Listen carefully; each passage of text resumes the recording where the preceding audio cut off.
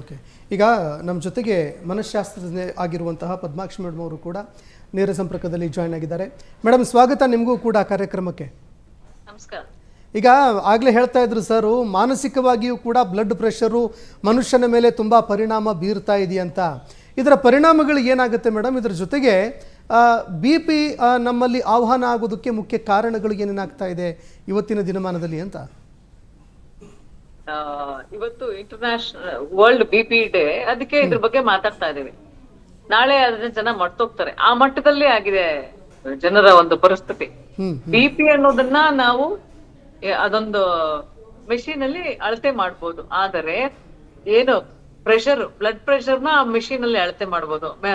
ಮೆದುಳು ಮೇಲೆ ಆಗ್ತಿರೋ ಪ್ರೆಷರ್ ಅನ್ನ ಅಳತೆ ಮಾಡಕ್ಕೆ ಆಗ್ತಾ ಇಲ್ಲ. ಸೊ ಹಂಗಾಗಿ ಅದನ್ನ ಜನಕ್ಕೆ ನಮ್ಗೆ ತೋರ್ಸಕ್ ಆಗ್ತಾ ಇಲ್ಲ. ಸೊ ಅವರು ಕಣ್ಣಿಗೆ ಯಾವಾಗ ಕಾಣಲ್ಲ, it's okay, taken for granted ಆಗ್ಬಿಡಿದೆ. ಬದುಕು, ಜೀವನ ಎಲ್ಲವನ್ನೂ ಮನುಷ್ಯ ಟೇಕನ್ ಫಾರ್ ಗ್ರಾಂಟೆಡ್. ಆದಾಗ ನೋಡೋಣ ಬಿಡು, ಎಮರ್ಜೆನ್ಸಿ ಬಂದಾಗ ನೋಡೋಣ ಬಿಡು, ಅಯ್ಯೋ BP ಏನ್ ಎಲ್ಲರಿಗೂ ಬಂದ್ಬಿಡುತ್ತಾ, ವಯಸ್ಸಾದ್ಮೇಲೆ BP ಬರುತ್ತೆ, BP ಬಂದ್ರೆ ಏನ್ ಸತ್ತೋಗಲ್ಲ ಬಿಡು. ಇನ್ನೂ ಒಂದ್ ಹೆಜ್ಜೆ ಮುಂದೆ ಹೋಗಿ ನಾನು ಯಾರಿಗೋ ಒಬ್ರಿಗೆ ಅದೊಂದು ಕಾರ್ಯಕ್ರಮದಲ್ಲಿ BP ಅವೇರ್ನೆಸ್ ಬಗ್ಗೆ ಮಾತಾಡ್ಬೇಕಾದ್ರೆ ಕೇಳ್ದೆ, BP ಯಾರಕ್ ಬರುತ್ತೆ ಅಂತ ಕೇಳಿದಾಗ ಎಲ್ಲ ಮಾತೆಲ್ಲ ಆದ್ಮೇಲೆ ಡಿಸ್ಕಷನ್ ಅಲ್ಲಿ ಒಬ್ರು ಎದ್ದು ಹೇಳ್ತಾರೆ, BP ಚೆಕ್ ಮಾಡಿಸಿದ್ರೆ ಬರುತ್ತೆ, ಚೆಕ್ ಮಾಡಿಸ್ತಿದ್ರೆ ಬರೋದೇ ಇಲ್ಲ ಅಂತ ಹೇಳಿದ್ರು. ಅಂತ ಒಂದು ಸಂದರ್ಭದಲ್ಲಿ ನನ್ಗೆ ಏನ್ ಹೇಳ್ಬೇಕಂತಾನೆ ಅರ್ಥ ಆಗ್ಲಿಲ್ಲ. ಅಂದ್ರೆ ಚೆಕ್ ಮಾಡ್ಸಕ್ ಹೋದ್ರೆ ತಾನೇ ಗೊತ್ತಾಗೋದು, ಚೆಕ್ ಮಾಡ್ಸೋದೇ ಬೇಡ. ಸಿಂಪ್ಟಮ್ಸ್ ಎಷ್ಟೋ ಸತಿ BP ಸಿಂಪ್ಟಮ್ಸ್ ಗೊತ್ತೇ ಆಗಲ್ಲ. ಸೊ ಆ ಕಾಯಿಲೆ ಇದೆ ಅನ್ನೋದು ಗೊತ್ತಾಗದೆ ಚೆಕ್ ಮಾಡಿಸಿದಾಗ, BP ಅನ್ನು ಚೆಕ್ ಮಾಡಿಸಿದಾಗ, ನಿಯಮಿತವಾಗಿ ಚೆಕ್ ಮಾಡಿಸೋರ್ಗೆ ಗೊತ್ತಾಗುತ್ತೆ ಅದರ ಕಂಟ್ರೋಲ್ ಅಲ್ಲಿ ಇದೆಯಾ ಇಲ್ವಾ ಅನ್ನೋದು. ಸಿಂಪ್ಟಮ್ಸ್ ಈಗ ಆಲ್ರೆಡಿ ಎಲ್ಲರೂ ಹೇಳಿರೋ ರೀತಿಯಲ್ಲಿ ಎಷ್ಟೋ ಸತಿ ಗೊತ್ತೇ ಆಗಲ್ಲ. ಆದ್ರೂ ಕೆಲವೊಂದು ಸಿಂಪ್ಟಮ್ಸ್ ಏನಂದ್ರೆ, ಕೆಲವೊಂದ್ ಸತಿ ತಲೆ ತಿರ್ಗ್ದಂಗ್ ಆಗ್ತಿರ್ಬೋದು, ಕಣ್ಣು ಮಂಜ್ ಆಗ್ತಿರ್ಬೋದು, ಅವ್ರಿಗೇನೋ ಹಿಂಸೆ ಅನ್ಸ್ಬೋದು, ಇದೆಲ್ಲವೋ ಆಗ್ಬೋದು. ಆದ್ರೆ ಸ್ಟ್ರೆಸ್ ಇಂದ BP ಬರುತ್ತಾ ಅಂತ ಕೇಳ್ಬೇಕಾದವ್ರಿಗೆ ನನಗೊಂದು ಆನ್ಸರ್ ಹೇಳಲೇಬೇಕು. ಮನುಷ್ಯನಿಗೆ ತುಂಬಾ ಆಲೋಚನೆ ಜಾಸ್ತಿ ಆಗೋದ್ರಿಂದ, ಲೈಫ್ ಸ್ಟೈಲ್ ಬಗ್ಗೆ ಬಹಳಷ್ಟು, ಜೀವನ ಶೈಲಿ ಬಗ್ಗೆ ಬಹಳಷ್ಟು ಇನ್ಫಾರ್ಮೇಶನ್ ಆಲ್ರೆಡಿ ಕೊಟ್ಟಿದ್ದಾರೆ. ಜೀವನ ಶೈಲಿ ಇತ್ತೀಚಿನ ದಿನಗಳಲ್ಲಿ, ಜೀವನ ಶೈಲಿ ಅಂದ್ರೇನೆ ಸರಿಯಾಗಿ ನಿದ್ದೆ ಮಾಡ್ತಾ ಇಲ್ಲ. ಮೊಬೈಲ್ ಜೊತೆಗೆ ಮಲ್ಕೋತಾರೆ, ಮೊಬೈಲ್ ಜೊತೆಗೆ ಎದ್ದೇಳ್ತಾರೆ. ಅಂದ್ರೆ ಮೊಬೈಲ್ ನೋಡಿ ಕಣ್ಣು ಮಂಜು ಹಿಂಸೆ ಆದಾಗ ನಿದ್ದೆ ಬರೋದು. ಅಂದ್ರೆ ನಾನ್ ಮಲ್ಕೊಳಕ್ ಹೋಗ್ಬೇಕು, ಮೊಬೈಲ್ ಪಕ್ಕಕ್ಕಿಟ್ಟು ಮಲ್ಕ್ಬೇಕು ಅಲ್ಲ, ಆ ಸಿನಿಮಾ ಮುಗಿದ ಮೇಲೆ ನನಗ್ ಮಲ್ಕೋಬೇಕು ಅನ್ಸ್ದಾಗ ಮಲ್ಕೋಬೇಕು. ಅಂದ್ರೆ ಸರಿಯಾದ ರೀತಿಯಲ್ಲಿ ನಿದ್ದೆನೂ ಆಗ್ತಾ ಇಲ್ಲ.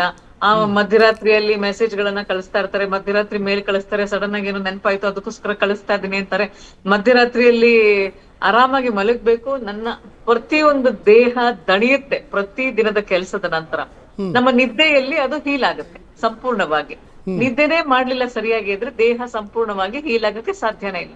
ಯಾವಾಗ ಸಮಸ್ಯೆ ಆಗತ್ತೆ ಅವಾಗ ಕಾರ್ಟಿಸಾಲ್ ಅನ್ನೋ ಒಂದು ಹಾರ್ಮೋನ್ ಜಾಸ್ತಿ ಆಗತ್ತೆ. ನಿದ್ದೆ ಸರಿ ಇಲ್ದೆ ಹೋದ್ರೆ, ಸ್ಟ್ರೆಸ್ ಜಾಸ್ತಿ ಮಾಡ್ಕೊಂಡ್ರೆ, ಜಾಸ್ತಿ ಯೋಚನೆ ಮಾಡಿದ್ರೆ, ತುಂಬಾ ಆಂಗ್ಸೈಟಿ, ಭಯಗಾಬರಿಗಳಲ್ಲಿ ಕಾರ್ಟಿಸಾಲ್ ಹಾರ್ಮೋನ್ ಜಾಸ್ತಿ ಆಗಿ ಅದು ದೇಹದಲ್ಲಿ ಬಹಳಷ್ಟು ಚೇಂಜಸ್ ಬರ್ಸುತ್ತೆ.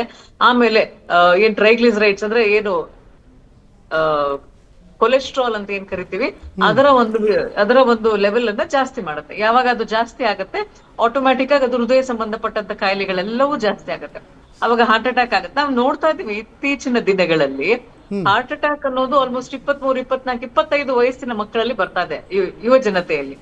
ಯಾಕಂದ್ರೆ ಅವರ ದೇಹ ಅಷ್ಟು 50 ವರ್ಷಕ್ಕೆ ಆಗೋಷ್ಟು ಕೆಲಸವನ್ನ ಮಾಡ್ಬಿಡುತ್ತೆ. ಕೆಲಸ ಅಂದ್ರೆ ಲಿಟ್ರಲ್ ಕೆಲಸ ಅಲ್ಲ, ನಿದ್ದೆ ಮಾಡಿರಲ್ಲ, ಅಷ್ಟೊಂದು ಅನ್ವಾಂಟೆಡ್ ಕೆಲವೊಂದು ಡೈಜೆಸ್ಟ್ ಆಗದಿರೋ ಡೈರಿ ಫುಡ್, ಡೈಜೆಸ್ಟ್ ಆಗದಿರೋದಂದ್ರೆ ಈ ಪಿಜ್ಜಾ, ಈ ಬರ್ಗರ್ ಗಳಲ್ಲಿ ಉಪಯೋಗಿಸುವಂತಹ ಒಂದು ಏನು ಫ್ಯಾಟ್ ಏನಿದೆ ಅದು ಅಷ್ಟು ಫಾಸ್ಟ್ ಆಗಿ ನಮ್ಮ ದೇಹದಲ್ಲಿ ಡೈಜೆಸ್ಟ್ ಆಗಲ್ಲ.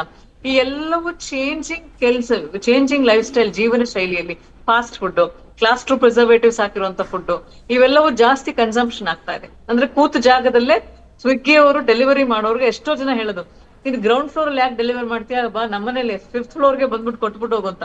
ಅಂದ್ರೆ ಆ ಮಟ್ಟಕ್ಕೆ ಜೀವನ ಶೈಲಿಯನ್ನ ಜನ ಇಟ್ಕೊಂಡ್ಬಿಟ್ಟಿದ್ದಾರೆ. ಏನು no movement at all, the body is not moving. Exercise ಮಾಡೋದು ಬಹಳ ದೂರದ ಮಾತು. ಸ್ವಲ್ಪವೂ ಮೂವ್ಮೆಂಟ್ ಮಾಡೋದನ್ನ ತುಂಬಾ ಕಡಿಮೆ ಆಗೋಗಿರೋದ್ರಿಂದ ಬಹಳಷ್ಟು ಚೇಂಜಸ್ ಆಗ್ತಾ ಇದೆ, ಹಾರ್ಮೋನಲ್ ಚೇಂಜಸ್. ಆ ಹಾರ್ಮೋನಲ್ ಚೇಂಜಸ್ ಎಲ್ಲವೂ BP ಬರೋಕೆ ಜಾಸ್ತಿ ಆಗೋಕೆ ಕಾರಣ ಆಗ್ತಾ ಇದೆ. ಅದಾದ ನಂತರ ತಿನ್ನೋ ಊಟ, ನಿದ್ದೆ, ಈಗೆಲ್ಲ ಸರ್ ಎಲ್ರು ತುಂಬಾ ಅದ್ಭುತವಾಗಿ ಹೇಳಿದ್ರು. ಎಮರ್ಜೆನ್ಸಿ ಕುತ್ತಿಗೆಗೆ ಬರೋವರ್ಗು ಯಾರಿಗೂ ಚೇಂಜಸ್ ಮಾಡಕ್ ಇಷ್ಟ ಇಲ್ಲ. ಈಗ ಸರ್ ಹೇಳ್ತಾರೆ, ಅಡ್ವೈಸ್ ಮಾಡಿದ್ರೆ ಯಾರು ಕೇಳೋದೇ ಇಲ್ಲ. ಯಾಕಂದ್ರೆ ದೇವ್ ಟೇಕನ್ ಫಾರ್ ಗ್ರಾಂಟೆಡ್, ಏನೂ ಆಗಲ್ಲ, ನೋಡೋಣ, ಆದಾಗ ನೋಡ್ಕೊಳ್ಳೋಣ. ಎಲ್ಲರೂ ಎಕ್ಸಾಂಪಲ್ ಜ್ವರ ಬಂದ ತಕ್ಷಣ, ಹೋಗಿದ ತಕ್ಷಣ ಜ್ವರ ಇಮ್ಮಿಡಿಯೇಟ್ ಕಡಿಮೆ ಆಗ್ಬಿಡ್ಬೇಕು. ಆದ್ರೆ ಅದೇ ತಮ್ಮ ದೇಹದಲ್ಲಿ ಬಹಳಷ್ಟು ಬೇರೆ ಚೇಂಜಸ್ ಆಗ್ತಾ ಇದೆ, ಸರಿ ಮಾಡ್ಕೊಳ್ಳಿ, BP, sugar, diabetes, hypertension, ಈ ತರದ ಹೈಪರ್ ಥೈರಾಯ್ಡಿಸಮ್, ಈ ತರವೆಲ್ಲವೂ ಬರ್ತಾ ಇದೆ, ಲೈಫ್ ಸ್ಟೈಲ್ ಚೇಂಜ್ ಮಾಡ್ಕೊಳ್ಳಿದ್ರೆ ಇಲ್ಲ ಬಿಡಿ ನೋಡೋಣ, ಇನ್ನೊಂದು 6 ತಿಂಗಳು ಟ್ರೈ ಮಾಡೋಣ, ಆಮೇಲೆ ಮಾತ್ರ ಸ್ಟಾರ್ಟ್ ಮಾಡೋಣ, ನೋಡೋಣ ಸ್ವಲ್ಪ ದಿವಸದಲ್ಲಿ ಸರಿ ಹೋಗುತ್ತೆ.